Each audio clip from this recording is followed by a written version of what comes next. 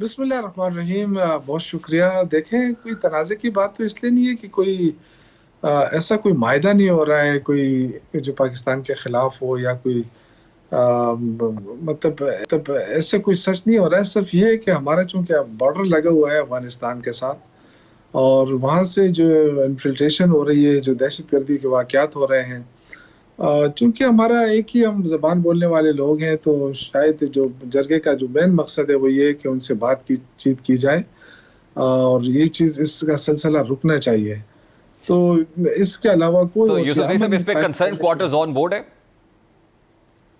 Definitely होंगे, क्योंकि barrister Saif साहब इसको लीड कर रहे हैं, तो शायद ज़रूर कंसर्न क्वार्टर जो है, क्योंकि उनके बगैर तो होता भी नहीं है। लेकिन ये कि जो बार बार हमें ताने दिए जाते हैं वफाकी हुकूमत की तरफ से कि जी यहाँ पे दहशतगर्दी के वाक़यात हो रहे हैं और ये लोग कुछ नहीं कर रहे हैं, तो हम क्या कर सकते हैं? हम खुद तो नहीं लड़ सकते हैं ना। लड़ने वाले भी हमारी फोर्सेस हैं, हमारी फौज है, हमारे जवान हैं, हमारे वो भी कुर्बानियां दे रहे हैं। तो इसके लिए देखें, अफगानिस्तान तो हमारा एक ब्रदर मुल्क है ना, और हमसाया मुल्क है, तो उससे बातचीत तो हो सकती है। तो मेरे ख्याल से अगर वफाकी हुकूमत इसमें कमजोरी दिखा रही है या किसी खास वजह से खामोश है, तो सूबाई हुकूमत ने इनिशिएटिव लिया है, तो मेरे ख्याल से इसको सपोर्ट करना चाहिए, बजाय इसके कि इससे कोई देखिए तनाज़ा जी, खड़ा किया अनटिल और जाए। Unless this is for a good cause, और अगर उसके ऊपर कंसर्न क्वार्टर्स भी ऑन बोर्ड हों, सेम पेज पे हों, ये तो कौमी सलामती का मामला है और जाहिर है ये हमारा स्ट्रेटेजिक फ्रंट है, तो बड़ी अच्छी बात है। और फिर आप ये कह रहे हैं कि बैरिस्टर सैफ साहब अगर रिप्रेजेंट कर रहे हैं आपको, तो कहीं ना कहीं कंसर्न क्वार्टर्स ऑन बोर्ड होंगे। यूसुफ जई साहब, अब एक और तनाज़ा भी है और वो तनाज़ा विद इन पीटीआई है। फवाद चौधरी साहब ने तो शुएब शाहीन साहब से शुरू किया था, लेकिन उसमें शेख वकास अकरम, रऊफ हसन और बड़े नाम उन्होंने ले लिए हैं। तो आपको नहीं लगता कि ये बहुत बड़ा प्रॉब्लम है और वो एक दूसरे पर ताना जनी तशना जनी हो रही है? ये वो फलाह का टाउट है और वो फलाह का टाउट है। मुस्कुरा देखिए, रहे हैं ये आप बस आप हंस रहे मैं हैं। इसलिए मुस्कुरा रहा हूँ कि बहुत सारे लोग जो पार्टी में नए आए, शायद उनको इस बात का इल्म नहीं है कि अगर आधी पार्टी के लोग भी चले जाए ना, आधी लीडरशिप, इस वक्त जो लीडरशिप है, अगर वो आधे भी चले जाए तो पार्टी पे कोई असर नहीं पड़ेगा। इसलिए कि वोट इमरान खान का है, लोग इमरान खान के साथ खड़े हैं। और कोई अगर ये समझता है कि उसकी वजह से पार्टी है, तो ये गलत फहमी में है। और अगर इनफरादी कोई लड़ाई झगड़ा है तो वो खत्म कर किया जाए। इससे इसका इसको पार्टी का झगड़ा नहीं कहना चाहिए, ना ये कहना चाहिए कि जी पार्टी डिवाइड है। कोई पार्टी डिवाइड नहीं है। अगर कोई बंदा इल्जाम लगा रहा है, कोई और कर रहा है, तो ठीक है, वो उसकी अपनी मर्जी है। तो इसमें मेरा नहीं ख्याल है कि हम ये कहें कि जी पार्टी में ग्रुप बंदी है या इस तरह की बात नहीं, है। लेकिन फवाद चौधरी साहब तो बड़े देरीना रुकन पाकिस्तान तहरीक इंसाफ के रहे और फिर वफाकी वजीर रहे, बानी पीटीआई के बहुत करीब रहे। वो ये कह रहे हैं कि ये पर्टिकुलर लोग ऐसे हैं जो को फेक अकाउंट्स चलाते हैं, जो पाकिस्तान तहरीक इंसाफ के नैरेटिव को, पाकिस्तान तहरीक इंसाफ के कॉज को बहुत डैमेज कर रहा है। तो आपको नहीं लगता कि ये फिर बड़ी संजीदा नौयत की बात है और इसके ऊपर प्रॉब होनी चाहिए? देखिए, सिर्फ इल्जामात की हद तक है। जाती चपकलिश भी है, जाती वो भी है। इसमें पार्टी का कोई वो नहीं है। मैं नहीं समझता कि इसमें पार्टी इन्वॉल्व हो जाए। अगर किसी का है, किसी के पास सबूत है, सबूत लेकर आ जाए, बता दे। लेकिन मेरा नहीं ख्याल है कि इसमें पार्टी इन्वॉल्व हो सकती है या है। पार्टी बिल्कुल मुतहद है और इमरान खान की क़यादत में मुतहद है। बाकी जो लोग भी, मैंने आपसे कहा कि आधी ये जो मौजूदा क़यादत, आधी अगर पार्टी छोड़ के भी चली जाए तो कोई फर्क नहीं पड़ेगा पार्टी पर। इसलिए जो अगर ये सब पार्टी के अंदर कोई इस तरह की गैर जिम्मेदाराना बयान दे रहे हैं, तो मेरे ख्याल से उनको अपने बयान पे नजरसानी करनी चाहिए। ये गैर जिम्मेदाराना बयान आप फवाद चौधरी साहब को रेफर कर रहे हैं कि उनका बयान जो है गैर जिम्मेदाराना है? नहीं नहीं, फवाद चौधरी साहब तो अभी दोबारा पार्टी में आए नहीं है ना। मैं तो अपने विद इन पार्टी बात कर रहा हूँ कि जो भी बयान दे रहे हैं एक दूसरे के खिलाफ, वो गलत है। बयान इस तरह नहीं देने चाहिए। जिसको बात करनी है पार्टी के अंदर बात करें। पार्टी का अपना एक फोरम होता है और ये जितने लोग हैं सारे पार्टी में इनकी कोई ना कोई हैसियत है और पार्टी के अहदेदार हैं। बाकी पार्टी के प्लेटफॉर्म से जो भी बात करनी होती है की जा सकती है। लेकिन जो बंदा मीडिया पर आ जाए और वो अपनी बात मीडिया के ऊपर करे, तो उसका वो इस्तेकाक खत्म हो जाता है पार्टी का। फिर उसके खिलाफ डिसिप्लिनरी एक्शन लिया जा सकता है। देखिए, अडयाला जेल गेट नंबर 5 पे जो इंसिडेंट हुआ और रिपोर्टेडली फवाद चौधरी साहब ने शुएब शाहीन साहब को थप्पड़ मारा, रिपोर्टेडली एलिजेडली ऐसा हुआ है, आप समझते हैं ये जस्टिफाइड है? नहीं नहीं, कौन जस्टिफाई कर सकता है? वो तो फैसल चौधरी ने भी कहा है कि जी मैं इसको एंडोर्स नहीं कर सकता। तो मेरे ख्याल से गलत है। देखिए, हाथ उठाने और इस तरह की चीजें जो है ना, ये तो कोई अच्छी बात नहीं है। आपने दलील दलील से बात करनी है। दलील से बात जो होती है वो ज्यादा असर रखती है और उसका देरपा होती है। अगर आप एक थप्पड़ मार दें या उससे, तो वो तो उससे तो कोई वो नहीं होता है। देखिए, पहली बात तो ये कि इसको पार्टी के साथ क्यों रेफर किया जा रहा है। अभी देखें, फवाद चौधरी साहब अभी तक पार्टी में वापस आए नहीं है। हाँ, इमरान खान उनको लेते हैं नहीं लेते हैं ये तो उनका अपना वो है, लेकिन अभी तक वो आए नहीं है। सिर्फ उनकी हमदर्दी है पार्टी के साथ, इसमें कोई शक नहीं है कि वो अभी भी अपने आप को पार्टी के साथ नथी कर रहे हैं और पार्टी के साथ, पार्टी के लिए बोल रहे हैं। लेकिन उनकी जो व्यूज है, जो मुतनाज़ा बयानात आ रहे हैं, उससे शायद इत्तेफाक ना हो हमें। और बाकी शोएब शाहीन साहब है, वो बता सकते हैं कि क्या वाकया हुआ है क्या नहीं हुआ है, लेकिन जो भी हुआ अच्छा नहीं हुआ। सर, एक डिसिप्लिनरी एक्शन हुआ शेर अफजल मरवत साहब के अगेंस्ट। आपको लगता है कि ऐसे एक्शंस अब हमें देखने को मिलेंगे और कुछ और लोग भी हैं जिनको कॉर्नर या साइडलाइन किया जाएगा या पार्टी से निकाल बाहर किया जाएगा? नहीं, वैसे तो किसी के खिलाफ कार्रवाई नहीं हो सकती। अगर कोई डिसिप्लिनरी एक्शन तोड़ेगा तो फिर डेफिनेटली होगा, क्यों नहीं होगा।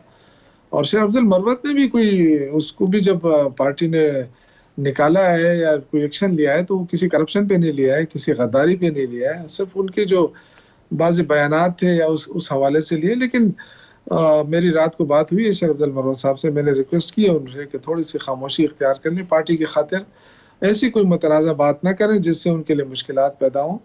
तो हो सकता है उनको वापस भी लिया जा सकता है, लेकिन वो तो खान साहब के ऊपर डिपेंड है कि उनको ये बावर दिलाया जाए कि जी जो कुछ हो रहा है वो पार्टी को अंदर तोड़ने के लिए नहीं है, ग्रुपिंग के लिए नहीं है, तो तब जाके मामला ठीक हो सकते हैं। नहीं, लेकिन आपको लगता है अल्टीमेटली कुछ और स्ट्रक्चरल को मेजर चेंजेस केपी लेवल पे आ रही हैं, इंक्लूडिंग चीफ मिनिस्टर केपी के की तब्दीली? नहीं, कोई चीफ मिनिस्टर की तब्दीली का कोई ऐसा बात नहीं है। चीफ मिनिस्टर पे इमरान खान का मुकम्मल एतमाद है और इस वक्त जो पार्टी की लीडरशिप है उनका और वज़ीर आला के दरमियान ठीक ठाक अच्छे ताल्लुकात हैं, कार्डियल रिलेशन है। कोई ऐसी बात नहीं है, ये सिर्फ प्रोपेगेंडा है, गवर्नमेंट की तरफ से प्रोपेगेंडा छोड़ा जा रहा है। खुद तो हुकूमत कुछ कर नहीं सकती है, नाकामी की तरफ जा रही है, लेकिन ये मुसलसल एक शोशा छोड़ा जा रहा है कि जी तहरीक इंसाफ में ग्रुपिंग है, तहरीक इंसाफ में मामलात ख़राब हो रहे हैं और पार्टी और वज़ीर आला के दरमियान इख्तिलाफ है। बिल्कुल मैं इसको कैटेगोरिकली डिनाई करता हूँ, कोई ऐसी बात नहीं है। सारे एक पेज के ऊपर हैं, सबको इमरान खान का एतमाद हासिल है। जिस दिन इमरान खान का एतमाद हासिल नहीं होगा उस दिन ना वज़ीर आला रहेगा, ना सूबाई सदर रहेगा, ना मरकजी चेयरमैन लेकिन रहेगा। देखिए यूसुफ जी, सब कुछ सिग्नलिंग होती है, कुछ इशारे होते हैं, जैसे chief of the army staff का स्टेटमेंट खत के मामले के ऊपर। उसके बाद लगता है कि जो फेडरल गवर्नमेंट है वो खासी कॉन्फिडेंट है, हत्ता कि नवाज शरीफ साहब जो खासे खामोश थे उन्होंने भी चुप का रोज़ा तोड़ा है और वो भी पाकिस्तान तहरीक इंसाफ को एक बार फिर से तनकीद का निशाना बना रहे हैं। और फिर उनको देखते हुए आज चीफ मिनिस्टर पंजाब जो है मरियम नवाज साहिबा, उन्होंने भी एक बार फिर पाकिस्तान तहरीक इंसाफ की करप्शन और दीगर का जिक्र और बैड गवर्नेंस का जिक्र किया है। देखिए, अगर हुकूमत की आप परफॉर्मेंस देखें तो परफॉर्मेंस तो आपको कोई नजर नहीं आएगी उनकी।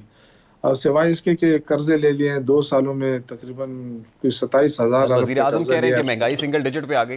अप्रैल, देखिए मैं आपको बता रहा हूँ ना, अप्रैल 2022 से लेके 30 दिसंबर तक 2024 तक इन्होंने 22,000 का कर्जा लिया है। $1 अरब का कर्जा मजीद ले रहे हैं और कोई 20 अरब के करीब जो है, ये जो तेल की जो वो है वो एडजस्टमेंट हो रही है।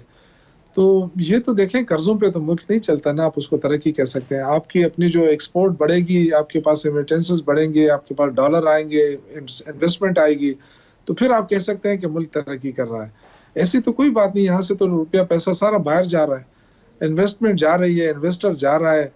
इन हालात में जहाँ रूल ऑफ लॉ नहीं है तो कौन यहाँ पे इन्वेस्टमेंट के लिए आएगा। फिर आपके अपने 187, ये ट्रिब्यून की रिपोर्ट है परसों की, कि 187 जो टेक्सटाइल मिल्स हैं वो पंजाब के अंदर शट डाउन हो गई हैं। तो मतलब ये कि अब कोई ग्राउंड तो बताए ना कि जी इससे तरक्की आ रही है हमें।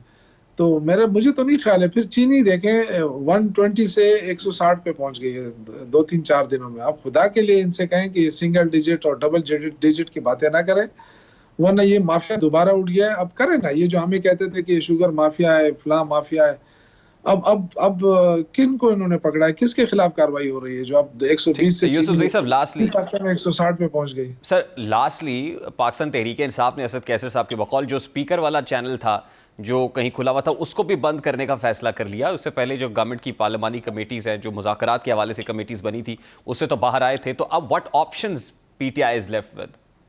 देखिए, मेरे ख्याल से ये अच्छी बात है कि गवर्नमेंट के साथ मुज़ाकरात के तमाम दरवाजे अब बंद होने चाहिए। उसकी तरफ अब नहीं देखना चाहिए। जो काम करना है वो है ग्रैंड अलायंस, अपोजिशन का जो जितनी पार्टियां हैं उनको मुत्तहद किया जाए, इसी पे फोकस होगा। और ईद से पहले पहले चूंकि मौलाना फजलुर रहमान साहब की जमात और तहरीक इंसाफ में एक बहुत बड़ा खलीज रहा है, बहुत बड़े इख्तिलाफात रहे हैं, तो उनके बीच में थोड़े से मसाइल हैं, लेकिन वो भी कुछ नुकात ऐसे हो सकते हैं जिस पे हम मुत्तहद हो सकते हैं। जैसे उनका जो क्या इलेक्शन, फ्रेश इलेक्शन की का जो डिमांड है मौलाना फजलुर रहमान साहब का, वो हम भी चाहते हैं।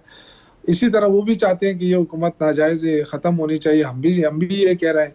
तो दो तीन नुकात तो ऐसे हैं जिसपे हम ग्रैंड अलायंस बन सकता है, और उसी को लेके हम आगे बढ़ सकते हैं। तो इंशाल्लाह ताला होपफुली मुझे उम्मीद है कि ग्रैंड अलायंस बन जाएगा। और एक और चीज़ जो मुझे नज़र आ रही है वो ये कि जो पीपल्स पार्टी और नून लीग के दरमियान जो बयानबाजी शुरू हुई है, जिसमें एक दूसरे पे इल्जामात लगा रहा है कि आपका मैंडेट जाली है, वो कहते हैं आपका मैंडेट जाली है। वैसे कह तो दोनों सही रहे हैं, ये पहली मर्तबा सच बोल रहे हैं एक दूसरे के खिलाफ। अब अगर इन दोनों का मैंडेट जाली है तो फिर तो इस पे इंक्वायरी होनी चाहिए। और वैसे भी मुझे लगता है कि ज्यादा अरसे तक ये चलने वाले नहीं है। पीपल्स पार्टी अपने राय अलग कर रही है, इसलिए कि ये तो डूबती हुई किश्ती है नून लीग की जो हुकूमत है, तो इसमें कौन सवार होगा? तो पीपल्स पार्टी तो मेरे ख्याल से हट जाएगी। जिस दिन पीपल्स पार्टी हटेगी, धड़ाम करके ये हुकूमत गिर जाएगी। तो इंशाल्लाह मुझे तो उम्मीद है कि ईद से पहले पहले ये हुकूमत चली जाएगी।